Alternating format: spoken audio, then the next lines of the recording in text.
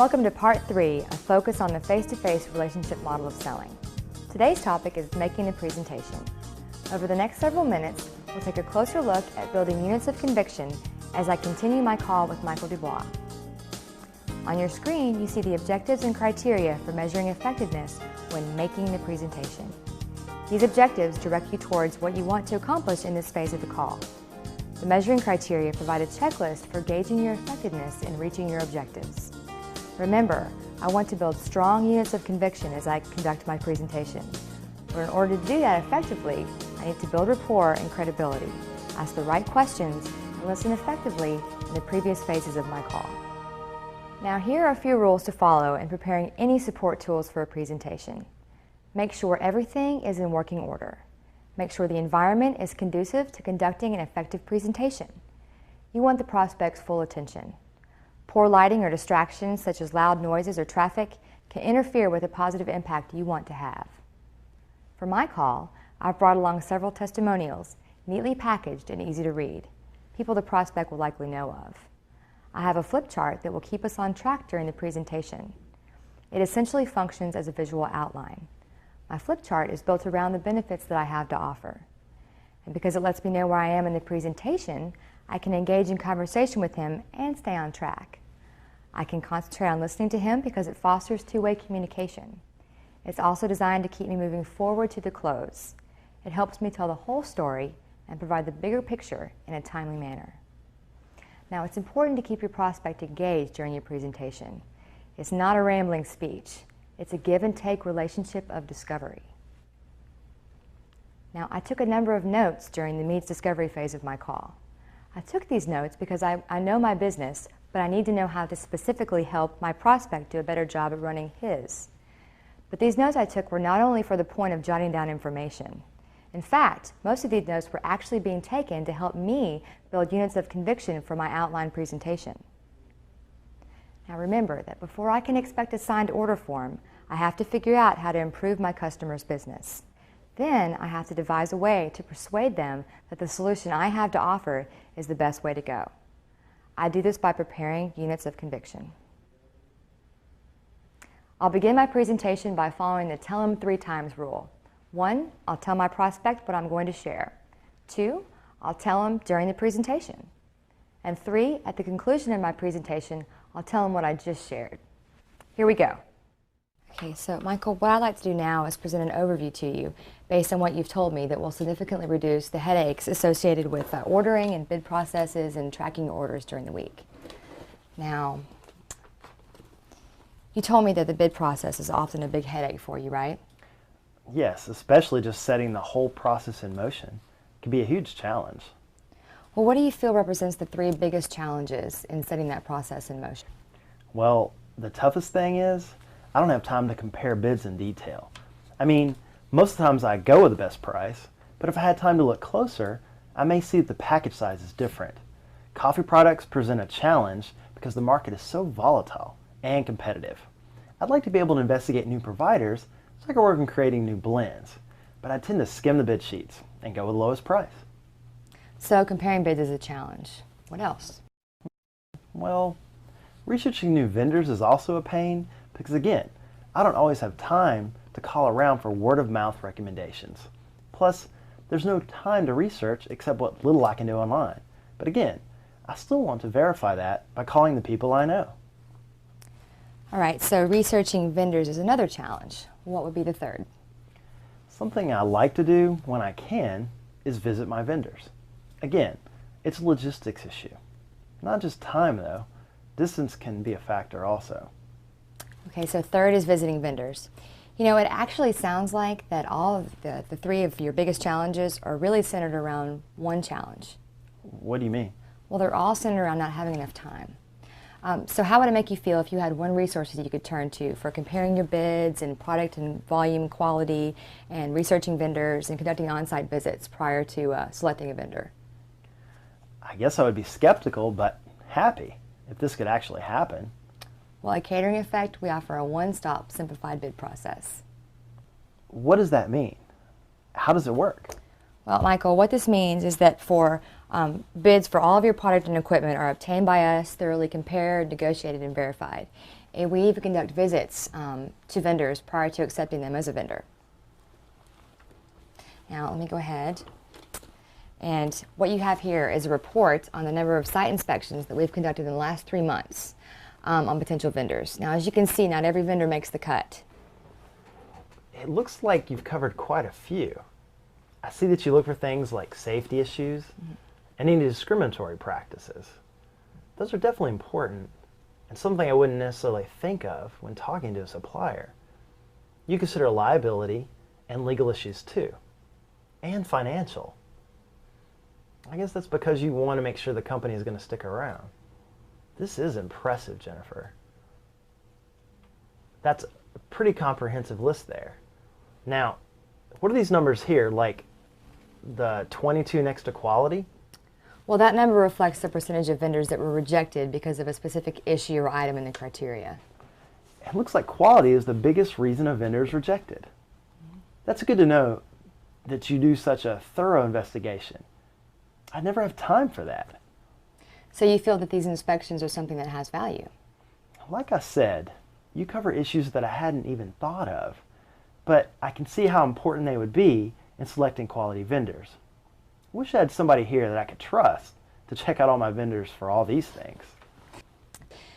Now, Michael, here is a report on 5 businesses here in this part of the city that are currently using us. And the numbers next to their name reflect the satisfaction level that they received in using our services.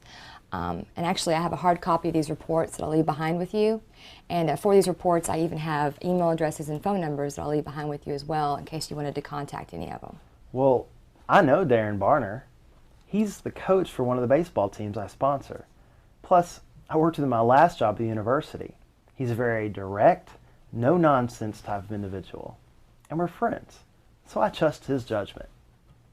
So from what you've told me today, Michael, the time that you would save by having a one-stop simplified bid process from a company that you can trust is something that would clearly bring value to your company. Would you agree? Of course. I especially like the fact that vendors are screened so well. Now, what we have also is, in addition to a one-stop process, we obtain the lowest price for the best quality. Now, how would you define quality in selecting a vendor? Well, that varies according to the item. Okay, for example, I prefer organic produce. Now, I know that usually costs more, but depending on the item, it's worth it. Better taste, more appealing appearance and presentation. Then, how the product is handled or transported affects quality. And delivery of service affects that too, I think. Well, you'll be happy to know that we are on the same page. Service and handling are key components of quality. So when we say that we obtain the lowest price for the best quality, what this means is that the products and equipment that you get from us have been gone through a careful screening process by Catering Effects to ensure that you get the best for less. Like with the on-site visits. Exactly. In fact, statistics show that product quality has a direct impact on the success of a business. Just because something is cheaper does not mean that it's a poor quality, nor does it mean that it's better. But if you serve a poor quality product because a vendor did not deliver as promised, who suffers? My customers. And ultimately, my business. So would you agree that obtaining the lowest price for the best quality is something that you could clearly benefit from? Well, I can see that the benefits for my customers, and it will obviously help my business as well. Exactly. Well, imagine that there are no more headaches with the bid process. You're assured you get the best quality for the best price. And we also offer an optimum delivery schedule. If you could arrange the ideal delivery schedule for you, how would that look? Ideally, all of my vendors would get here before 8 a.m. And I'd like to be able to spread my deliveries out more. A few vendors only deliver on Monday and Wednesday, and that ties up things as far as getting staff to put stock away and check things in. And like we discussed before, it backs up traffic. Trucks end up parking in the street and unloading right there. That can be frustrating and also pretty dangerous, I think. So from what you're saying, it's my understanding that more flexibility and shifting deliveries to less hectic days are actually pretty critical. Is that a fair statement? Well, yes. It'd be a great relief. Many days, it's like being under a series of surprise attacks. I hate getting hit hard by incoming vendors. Well, our optimum delivery schedule can provide that and much more. Think about this. Instead of all 13 vendors showing up on every single day of the week, you have one service that delivers on behalf of all of your vendors. We secure products from your current vendors, and we arrange delivery however you wish. And what this means to you is less delivery traffic and earlier delivery times on any day of the week.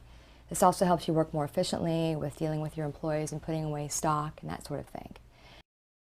Now, earlier we had talked about Tom at the Bistro, and I actually have a testimonial letter from Tom stating what he appreciates the most about Catering Effects. Wow. He has specifically assigned a team of 2 people whose sole job is receiving delivery from Catering Effects on Tuesday and Thursday. They work that early morning shift, and they have stock put away by 8 a.m. It's cut back on his deliveries and has reduced traffic concerns. He's not pulling staff as vendors come at all hours of the day. I have to call him. So I think you'll agree with me, Michael, that this is a much better way to handle deliveries than your current process, right? Now, that's an understatement. This would be great because, like I said, I can lose focus because deliveries pull me and my people away from serving our customers. Then, I worry about customers getting hit trying to get around a delivery truck. Jennifer, the more control and consistency that I can have with delivery issues, the better. Exactly, Michael. You know what? We also offer a simplified bid process. How much time do you currently spend placing all of your orders? You mean calling them in? Yeah.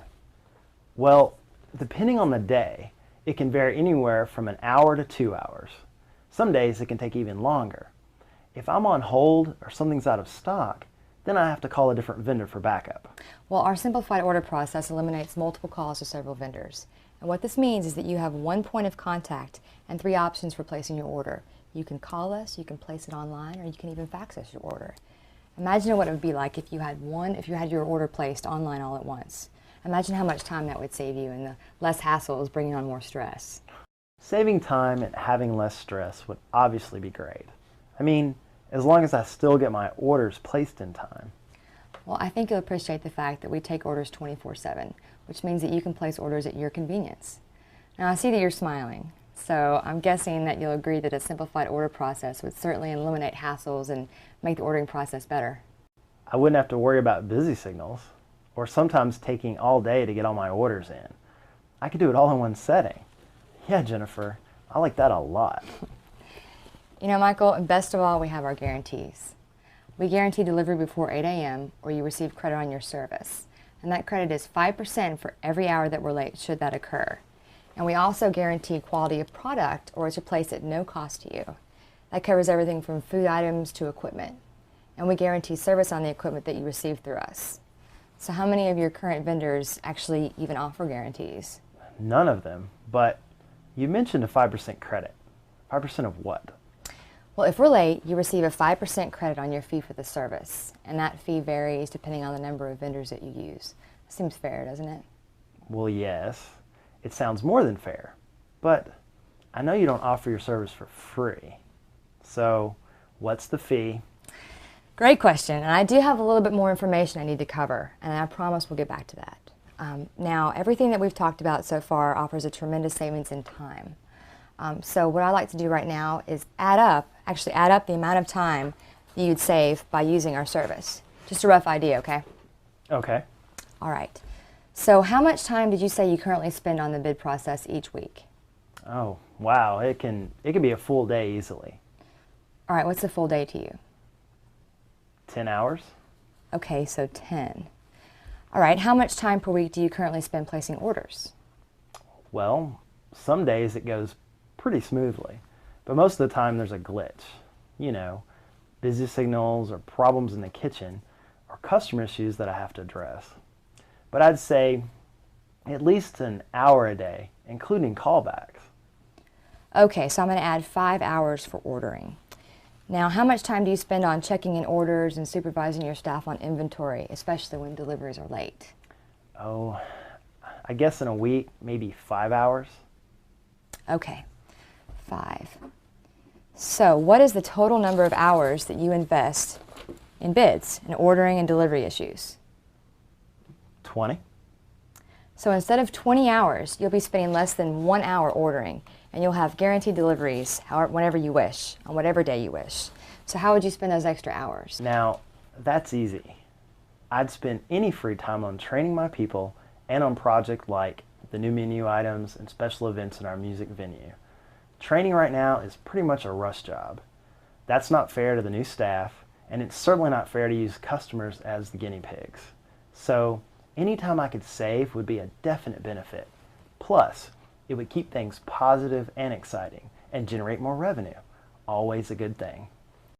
So Michael, we're prepared to offer you a simplified bid process where we do the comparisons and research for you. You get the lowest prices for the best quality without compromising the integrity of your menu items or equipment. We offer an optimum delivery schedule that's convenient and saves time and money. We also offer our simplified ordering process. Just go online and place your order there. It's that easy. And you have our guarantees. You'll save a minimum of 15 hours per week, which will allow you to focus on morale boosting and generating ideas and projects. So would you agree that Catering Effects meets your needs as a viable solution? Well, it sure seems so.